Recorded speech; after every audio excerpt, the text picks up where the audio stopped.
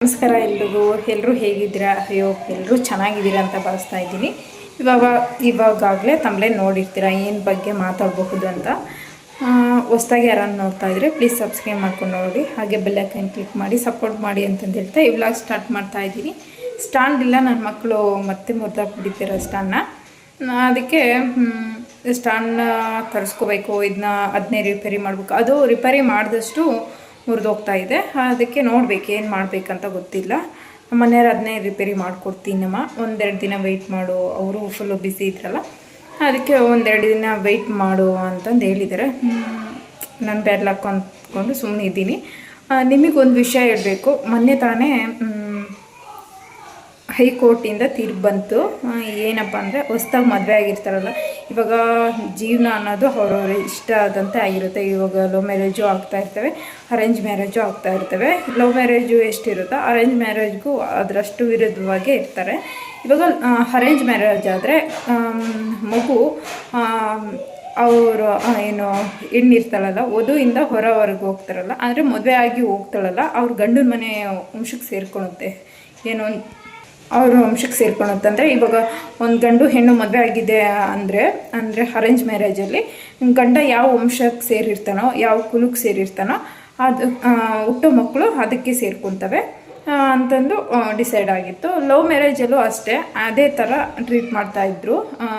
ಏನು ಲವ್ ಮ್ಯಾರೇಜೆಲ್ಲ ಅವ್ರವ್ರ ಹಣೆ ಬರದಲ್ಲಿ ಆಗಿರುತ್ತೆ, ಅವ್ರು ಓಡೋಗಿ ಮಾಡ್ತಾರೆ. ಅದು ಇನ್ನೊಬ್ಬರು ನನಗೆ ಹೇಳಿದರು, ಅವ್ರು ಓಡೋಗಿ ಮದುವೆ ಆಗಿಲ್ಲ ಅಂದರೆ ಅದೆಂಗೆ ಹಣೆ ಬರ ಆಗುತ್ತೆ.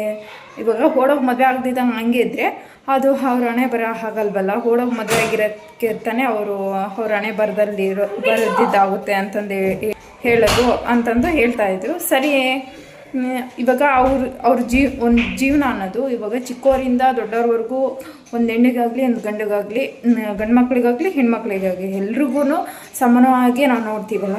ಏನು ಬೇಕು, ಚಿಕ್ಕವರಿಂದ ಯಾವ ಆಟ ಸಾಮಾನು ಬೇಕು, ಏನು ಊಟ ಮಾಡಬೇಕು, ಏನು ಬಟ್ಟೆ ಹಾಕ್ಕೋಬೇಕು, ಎಲ್ಲಿ ಯಾವ ಸ್ಕೂಲಲ್ಲಿ ಹೆಂಗೆ ಓದಿಸ್ಬೇಕು, ಎಷ್ಟು ಮಾರ್ಕ್ಸ್ ತಗೋಬೇಕು ಅಂತಂದೆಲ್ಲ ನಾವು ಡಿಸೈಡ್ ಮಾಡ್ತೀವಿ.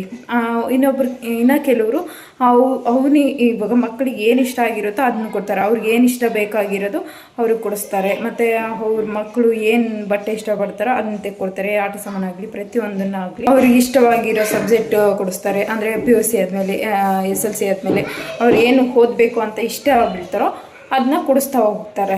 ನೀನು ಅದನ್ನೇ ಓದು ಅಂತ. ಒಬ್ಬೊಬ್ಬರಿಗೆ ಹಾಬೀಸ್ ಯಾವ ಥರ ಇರುತ್ತೆ ಅಂದರೆ, ಒಂದೊಂದು ಪೇರೆಂಟ್ಸ್ ಯಾವ ಥರ ಇರ್ತಾರೆ ಅಂದರೆ, ಇಲ್ಲ ನಾವು ಅಂದ್ಕೊಂಡಿದ್ದೀವಿ ನಮ್ಮ ಮಗನ ನಮ್ಮ ಮಗಳನ್ನ ಇದೇ ಥರ ಓದಿಸ್ಬೇಕು, ಇದೇ ಥರ ಬೆಳೆಸ್ಬೇಕು ಅನ್ನೋ ಒಂದು ಗೋಲ್ ಇಟ್ಕೊಂಡಿರ್ತಾರೆ. ಅದೇ ಥರ ಬೆಳೆಸ್ತಾರೆ. ಒಬ್ಬೊಬ್ಬರು ಅವ್ರಿಗೆ ಏನು ಇಷ್ಟ ಆಗುತ್ತೋ ಅದನ್ನೇ ನಾವು ಓದಿಸೋಣ, ಅದನ್ನೇ ಹಂಗೆ ಬೆಳೆಸೋಣ, ಅದಕ್ಕೆ ಪ್ರೋತ್ಸಾಹ ಮಾಡೋಣ ಅನ್ನೋ ಥರನೂ ಇರ್ತಾರೆ.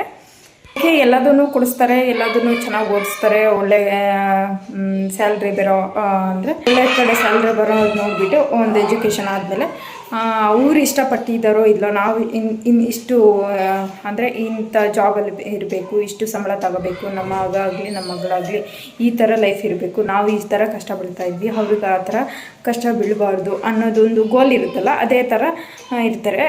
ಕೆಲವೊಬ್ರು ಹೆಂಗಂದರೆ, ನಾವು ಓದಿಲ್ಲ, ನಮ್ಮ ಮಕ್ಕಳು, ನಾನಿವಾಗ ಡಾಕ್ಟ್ರ್ ಆಗಿಲ್ಲ, ನನ್ನ ಮಗ ಡಾಕ್ಟ್ರ್ ಆಗಬೇಕು, ನಾನು ಇಂಜಿನಿಯರ್ ಆಗಿಲ್ಲ, ನನ್ನ ಮಗ ಇಂಜಿನಿಯರ್ ಆಗಬೇಕು, ಆ ಥರ ಇರೋರು ಇರ್ತಾರೆ. ಪ್ರತಿಯೊಂದನ್ನು ಡಿಸೈಡ್ ಮಾಡೋ ತಂದೆ ತಾಯಿ ಮದುವೆ ಅನ್ನೋ ಒಂದು ವಿಷಯ ಬಂದಾಗ ಮಾತ್ರ ಅವ್ರು ಅಂದ್ಕೊಂಡಂಗೆ ಆಗಬೇಕು. ಎಲ್ಲೋ 80% ಅಷ್ಟೇ ಬಿಡು, ಮಕ್ಕಳು ಇಷ್ಟಪಟ್ಟಿದ್ದಾರೆ, ಅವ್ರು ಲವ್ ಮ್ಯಾರೇಜನ್ನು ಆಗಲಿ ಅರೇಂಜನ್ನು ಆಗಲಿ ಅವ್ರು ಚೆನ್ನಾಗಿದ್ರೆ ಸಾಕು ಅನ್ನೋರು ತುಂಬ ಕಡಿಮೆ. ಆ ಥರ ಥಿಂಕ್ ಮಾಡೋರು ತುಂಬ ಕಡಿಮೆ. ಒಬ್ಬೊಬ್ಬರು ಲವ್ ಮ್ಯಾರೇಜ್ ಆದ್ರೂ ಅರೇಂಜ್ ಮ್ಯಾರೇಜ್ ಆದ್ರೂ ಹುಟ್ಟೋ ಮಕ್ಕಳಿಗಾಗಲಿ ಯಾವುದಕ್ಕೆ ಆಗಲಿ ಅವರು ಡಿಸಿಷನ್ ಬಿಡ್ತಾರೆ. ಅಂದರೆ ಒಂದು ಗಂಡು ಹೆಣ್ಣು ಅವ್ರು ಮದುವೆ ಆಗಿರ್ತಾರಲ್ಲ ಅವ್ರು ಡಿಸಿಷನ್ ಬಿಡ್ತಾರೆ. ಇನ್ನೂ ಕೆಲವ್ರು ಹೆಂಗಿರ್ತಾರೆ ಅಂದರೆ, ಮದುವೆ ಆಗಿದ್ದೆ ದೊಡ್ಡ ಅಪರಾಧ ಅನ್ನೋ ಥರ ಟ್ರೀಟ್ ಮಾಡಿ ದೂರ ಮಾಡೋರು ಮಾಡ್ತಾರೆ, ಇಲ್ಲ ಅಂತಲ್ಲ. ಎಲ್ಲದಕ್ಕೂ ಇವಾಗ ನಾವು ಮದುವೆ ಆದಾಗ ನಮ್ಮ ಮಕ್ಕಳನ್ನ ನಾವು ಹೇಗೆ ಬೆಳೆಸ್ತೀವೋ ಹಂಗೆ ಎಲ್ಲ ತಂದೆ ತಾಯಿನೂ ಅಷ್ಟೇ. ಮಕ್ಕಳು ಹಾಳಾಗಲಿ ಅಂತಂದು ಯಾರೂ ಬೆಳೆಸಲ್ಲ, ಹಾಳಾಗಬೇಕು ಅಂತಲೂ ಯಾರ ಮನಸ್ಸರು ಇಲ್ಲ.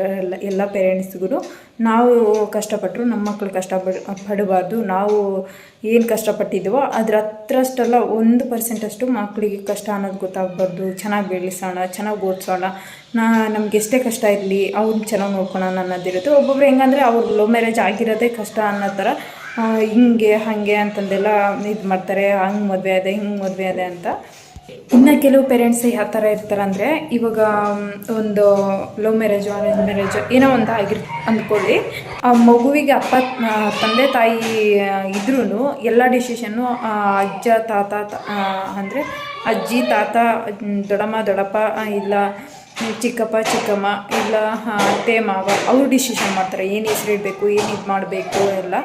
ಅದು ನಾರ್ಮಲಾಗಿ ನಾವು ಅರೇಂಜ್ ಮ್ಯಾರೇಜ್ ಆದರೆ, ಅದೇ ಲವ್ ಮ್ಯಾರೇಜಲ್ಲಾದರೆ ತುಂಬಾ ಕಷ್ಟ. ಹೆಣ್ಣು ಎಷ್ಟು ಇವಾಗ ಅರೇಂಜ್ ಮ್ಯಾರೇಜ್ ಆದರೆ ಅದೇ ಎರಡೂ ಅಂದರೆ ಇಬ್ಬರು ಒಂದೇ ಕ್ಯಾಸ್ಟಲ್ಲಿ ಮದುವೆ ಆದರೆ ಅಷ್ಟೊಂದು ಏನು ಸಮಸ್ಯೆಗಳು ಬರೋಲ್ಲ. ಅದೇ ಬೇರೆ ಬೇರೆ ಕ್ಯಾಸ್ಟ್ ಆದರೆ, ಇವಾಗ ಹುಡುಗಿ ಒಂದು ಕ್ಯಾಸ್ಟು ಹುಡುಗ ಒಂದು ಕ್ಯಾಸ್ಟು ಮದುವೆ ಆಗ್ತಾರೆ ಅಂದ್ಕೊಳ್ಳಿ, ಅದು ಲವ್ ಮ್ಯಾರೇಜೇ ಅಂದ್ಕೊಳ್ಳಿ. ಅರೇಂಜ್ ಮ್ಯಾರೇಜು ಕ್ಯಾಸ್ಟ್ ಡಿಫ್ರೆಂಟ್ ಇವಾಗ ಆಗ್ತಾಯಿದೆ ಇತ್ತೀಚೆಗೆ. ಎಲ್ಲರೂ ಕ್ಯಾಸ್ಟ್ ಬೇರೆದಾದ್ರೂ ಅರೇಂಜ್ ಮ್ಯಾರೇಜು ಮಾಡ್ತಾಯಿದ್ರು, ಇಲ್ಲ ಅಂತಲ್ಲ. ನಾನು ಮೊದಲಿಂದ ಹೇಳ್ಕೊಂಬರ್ತಾಯಿದ್ದೀನಿ, ಇವಾಗೂ ಒಂದು ಸ್ವಲ್ಪ ಇರುತ್ತೆ ಆ ಥರ ಭೇದ ಭಾವ. ಅರೇಂಜ್ ಮ್ಯಾರೇಜಲ್ಲಿ ಅಷ್ಟೊಂದು ತಲೆಗೆ ಹಚ್ಕೊಳ್ಳಲ್ಲ. ಅದೇ ಲವ್ ಮ್ಯಾರೇಜಲ್ಲಿ ಇವಾಗ ಕ್ಯಾಸ್ಟ್ ಬದಲಾಗಿರುತ್ತೆ.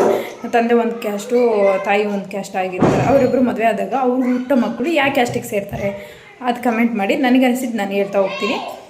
ಇದು ಕರೆಕ್ಟೋ ಸುಳ್ಳೋ ಗೊತ್ತಿಲ್ಲ, ನನಗೆ ಗೊತ್ತಿರೋಷ್ಟು ನನಗೆ ಹೇಳಿದ್ದೀನಿ. ತಪ್ಪೋ ಕರೆಕ್ಟೋ ಸುಳ್ಳೋ ಏನೋ ಒಂದು ಗೊತ್ತಿಲ್ಲ ನನಗೆ ಇದು ಕರೆಕ್ಟ್ ಅನಿಸುತ್ತೆ. ಈ ತೀರ್ಪು ನೋಡಿ ನನಗೆ ಕರೆಕ್ಟು ಅನಿಸ್ತು, ಅದಕ್ಕೆ ವಿಡಿಯೋ ಮಾಡಿದೆ.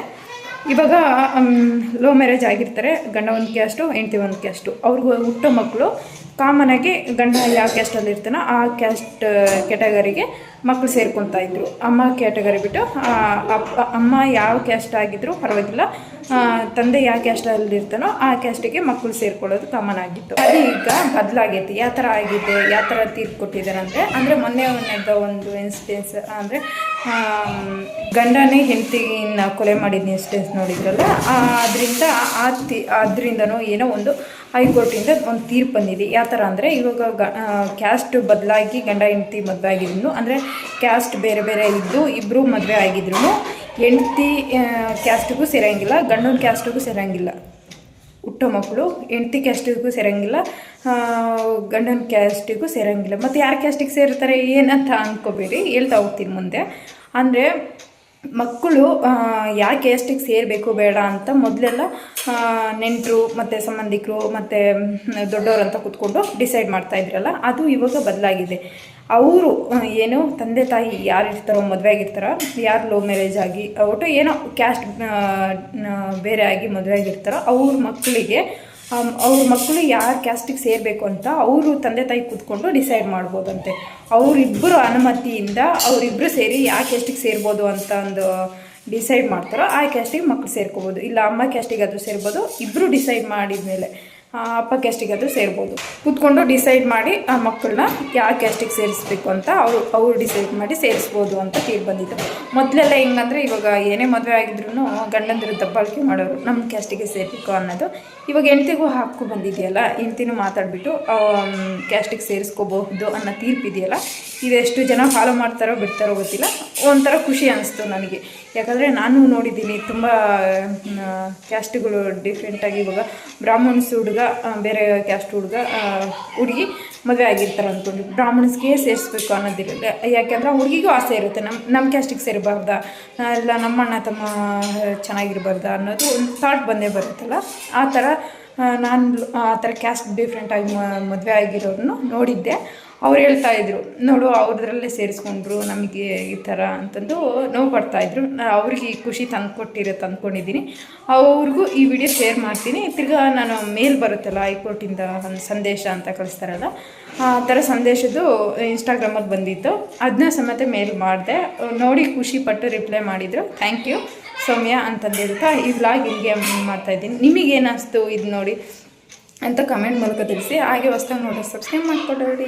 ಥ್ಯಾಂಕ್ ಯು ಫಾರ್ ವಾಚಿಂಗ್ ಅಂತಂದಿರ್ತಾ ಈ ವ್ಲಾಗ್ ಇಲ್ಲಿಗೆ ಏನು ಮಾಡ್ತೀನಿ. ಬಾಯ್. ನಾಳೆ ಒಳ್ಳೆ ವ್ಲಾಗ್ ಮುಖಾಂತರ ಸಿಗೋಣ. ಬಾಯ್.